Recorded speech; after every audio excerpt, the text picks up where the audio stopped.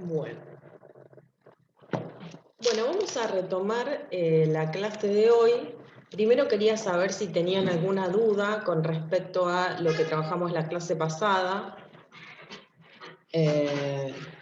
Así que si tienen dudas, los escucho. ¿Va a enviar algún tipo de preguntas o algo sobre el texto de Paulo? ¿Va a enviar algún tipo de preguntas o cuestionario sobre el texto que mandó a leer de Paulo?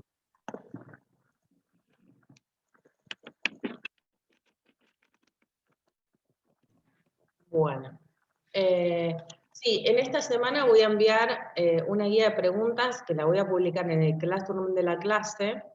Y esa guía de preguntas se va a referir a esta clase y al material que tienen para leer que les dejé la clase pasada en el Classroom, que es el texto de Pardo, Verdad e Historicidad del Conocimiento Científico y sus Fracturas. ¿Sí?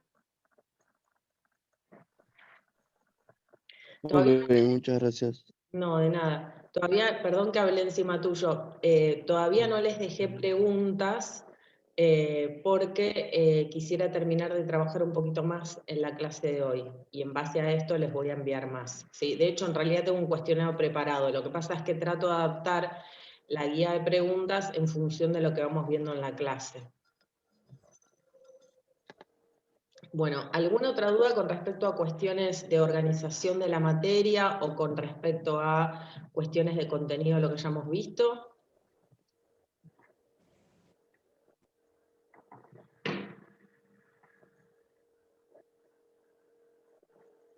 Bueno, si no hay preguntas, entonces vamos a empezar con la clase.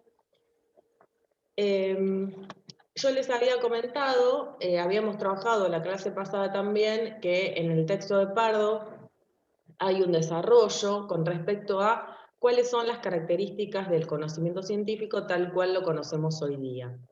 Les había dicho que nosotros en clase íbamos a trabajar con esas características que Pardo identifica como parte del conocimiento científico, sin indagar sobre la cuestión de la historia del conocimiento científico, de cómo el concepto de ciencia, la definición de ciencia o lo que se entiende por ciencia se va modificando a lo largo del tiempo.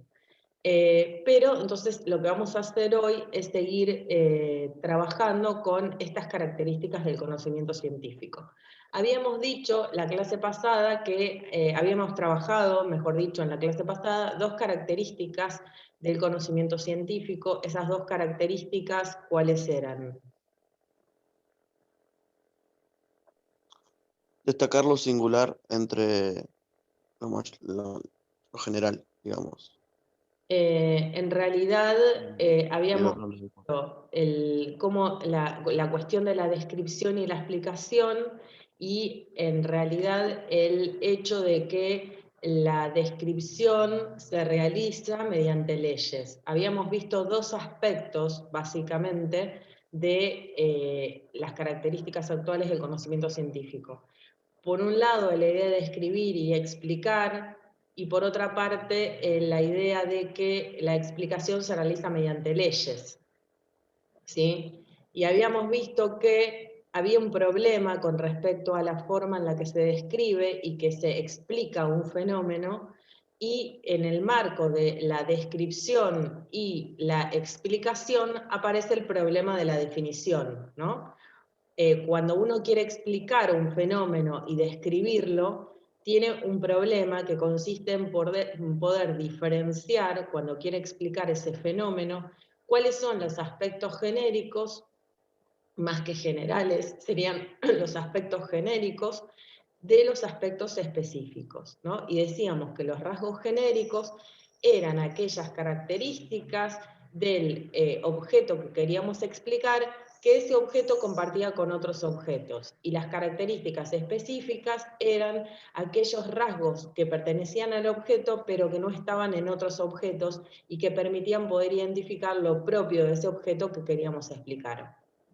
Decíamos también que para poder diferenciar un rasgo genérico y un rasgo específico, es decir, para poder dar o para poder dar cuenta de los rasgos genéricos y de los rasgos específicos, era necesario siempre tomar como referencia otros objetos distintos al objeto que se quiere explicar o describir. Y eso convertía la definición en una especie de desarrollo conceptual relativo, donde la explicación acerca de lo que algo es se da cuenta a partir de su relación con otros objetos que no son deseables en una primera instancia explicar, que no están en el centro, pero que se necesitan para poder dar cuenta del objeto que se quiere explicar. A ver si me aguardan un segundito, que me parece que hay más participantes que quieren ingresar.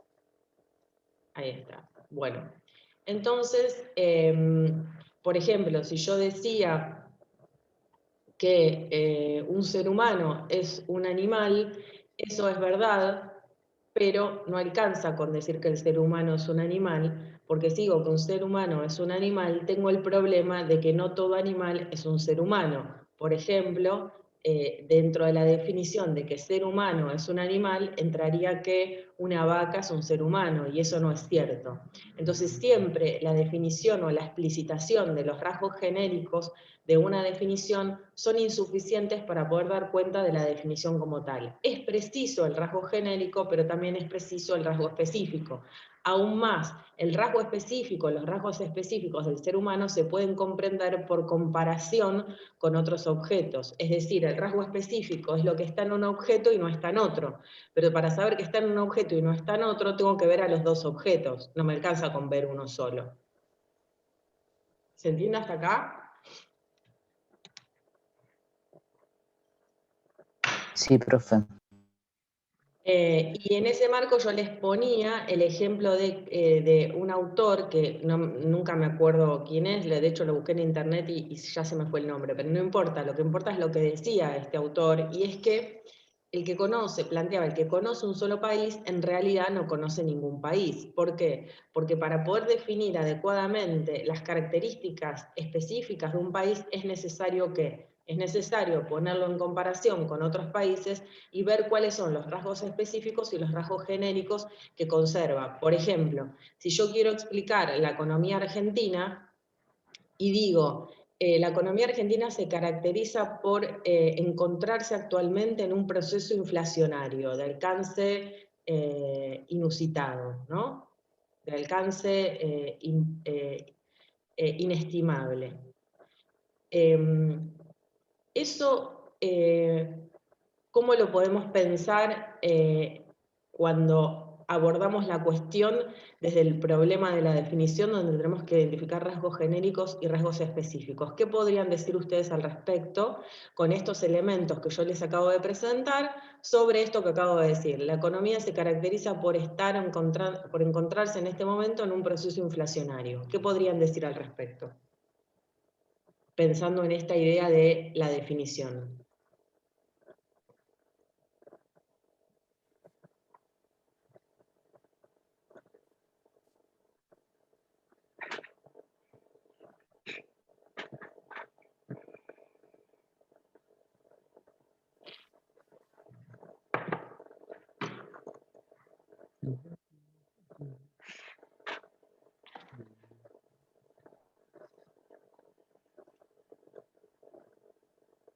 Bien, Mariela, exacto. Mariela dice que es genérico, ya que no es el único país que está en esa situación. Excelente, uno podría decir, y estas discusiones se suelen dar en el marco de la ciencia económica, incluso en los canales de televisión, ustedes pueden apreciar, y también en las discusiones académicas, donde, bueno, alguien puede decir, bueno, la economía argentina se caracteriza por estar sufriendo un proceso inflacionario.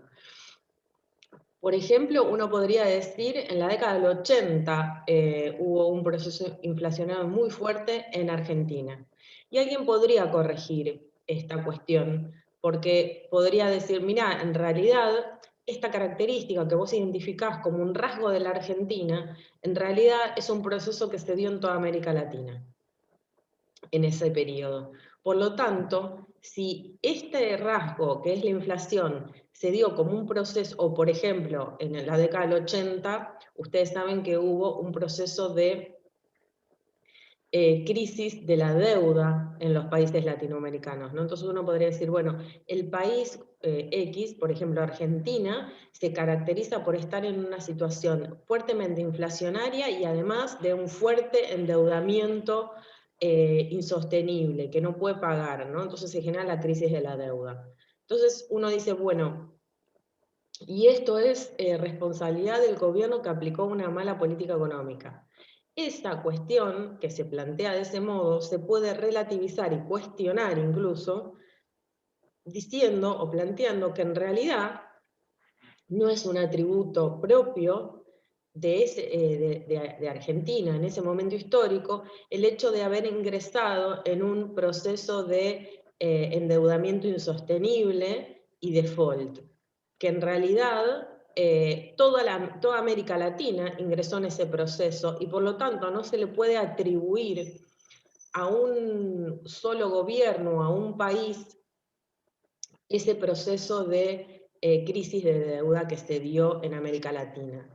En todo caso, uno podría decir, bueno, hubo una política económica sistemática que se aplicó en la región que llevó a eso. ¿Por qué? Porque todos los países de América Latina tomaron créditos como consecuencia de que había un excedente monetario a nivel mundial que estaba en una digamos, donde la situación del petróleo y la posibilidad de los productores de petróleo de obtener grandes cantidades de ingresos que no sabían dónde invertir, las dirigieron hacia países como América Latina, y los países latinoamericanos fueron los que tomaron esa deuda a raíz de una fuerte promoción por parte de los países europeos y de los países centrales, podríamos decir, y americanos, de tomar deuda. Entonces, hubo toda una política por parte de un sector del mundo con respecto a América Latina para poder promover el endeudamiento latinoamericano. Entonces, un conjunto de la política que se impulsó desde los países centrales era que un conjunto de países latinoamericanos se endeudaran y como, digamos, luego cambiaron las condiciones económicas y ya no había tanto dinero para seguir prestando, en un momento los países latinoamericanos entraron en crisis. Por supuesto que estoy haciendo una simplificación, esto es mucho más complicado. Pero fíjense cómo cambia la perspectiva cuando pensamos en términos de razonamiento genérico, razonamiento específico, donde si yo me centro solamente en Argentina y no comparo, por más que mi objeto sea solo Argentina, porque podría ser que mi objeto de indagación sea Argentina y no América Latina, ¿no? Pero supongamos que mi objeto de indagación es Argentina, yo inevitablemente, para poder tener una visión más amplia y para poder definir adecuadamente el problema argentino, necesito comparar con lo que está sucediendo en otros países, porque podría ser que rasgos que yo le atribuyo unilateralmente al país, en realidad son procesos más generales que están ocurriendo en toda una región. Entonces, lo que decía hace un rato Mariela, es así tal cual. O sea, el hecho de que un país se encuentre súper endeudado no necesariamente es un rasgo específico de ese país en un momento determinado histórico. Otro ejemplo que pongo, y por eso es tan complicada la definición, porque la definición en ciencias sociales no se mantiene inalterada, ¿no? Por ejemplo, en Argentina, si uno mira América Latina y el endeudamiento de América Latina en el periodo 2016-2020, se va a encontrar con que el país que más se endeudó, es uno de los países que más se endeudó, es Argentina, ¿no? Donde la otra vez estaba viendo los números, en 2016 la deuda de la administración central en relación al PBI era el 50-51%. En 2018 pasa a ser el 89% y en 2019 llega al 90% del PBI. Si uno compara esos ratios con el resto de los países latinoamericanos, se va a encontrar con que Argentina fue uno de los países que más se endeudó. Entonces, bueno, ahí digamos, uno puede empezar a pensar por qué eso sucedió en Argentina y no en el resto de la región latinoamericana o no en el resto del mundo, ¿no? Entonces, esta comparación permite poder comprender mejor el fenómeno que se quiere explicar, que en el ejemplo que estamos usando sería el caso argentino, ¿no? El caso de la economía argentina. Entonces, fíjense cómo, en realidad, esto que yo les acabo de plantear, que es el problema de la definición, es en realidad un problema que se puede pensar en el marco de las ciencias naturales, en el marco de las ciencias sociales, en el marco de la economía, en el marco de la política, en el marco de las ciencias políticas, ¿no? En el marco de cualquier disciplina social o natural, ¿sí? Es un problema que atraviesa, que es transversal a todas las ciencias. Bueno, ¿alguna duda hasta acá? Bueno, nos quedan 10 minutos de clase y pasamos a la próxima, entonces voy a seguir avanzando un poquito más. Habíamos también trabajado con el concepto de ley y decíamos que la ciencia describe y explica, o suele describir y explicar a través de leyes. Y decíamos que la ley es un enunciado que adopta una forma condicional universal. Y habíamos visto que era condicional y que era universal. Habíamos dicho que condicional significaba que ese enunciado se encuentra o sucede bajo determinadas condiciones, por eso condicional. Y a su vez la ley es universal porque se refiere a absolutamente todos los objetos que se encuentran en esas determinadas condiciones establecidas. Entonces decíamos, por ejemplo, el ejemplo que poníamos era un ejemplo que traía de las ciencias naturales, donde decía que, por ejemplo, en la ley de gravitación universal, describe cómo interactúan los cuerpos con distintas masas, cómo interactúan gravitatoriamente los cuerpos con distintas masas, ¿no? Entonces decía que para poder establecer cómo los cuerpos interactúan gravitatoriamente teniendo distintas masas, se plantea una fórmula que establece una relación entre la fuerza de atracción, la masa de los cuerpos y la distancia que existe entre ellos, ¿no? Y la G que veo ahí es una constante universal, es un número fijo, digamos, ¿no? Entonces se explica cómo funciona la ley de la gravedad a partir de una fórmula matemática, donde se entabla una relación entre variables. Esto sucede así ¿para qué cuerpos? Para todos los cuerpos, por eso es universal, que se encuentran en determinadas condiciones, ¿sí? Bueno. ¿Alguien quería preguntar algo?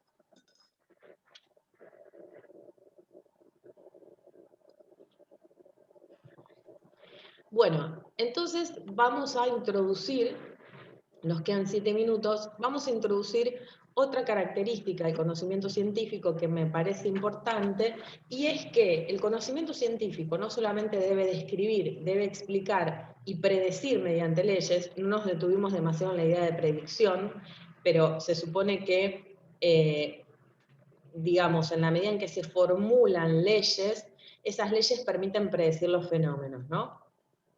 ¿Por qué? Porque hay una fórmula que se aplica a todos los casos. Entonces, como se aplica a todos los casos bajo determinadas condiciones, si analizo qué va a suceder con un caso determinado, lo que predice la ley es que ese caso se va a comportar de acuerdo a lo que establece la ley, ¿sí?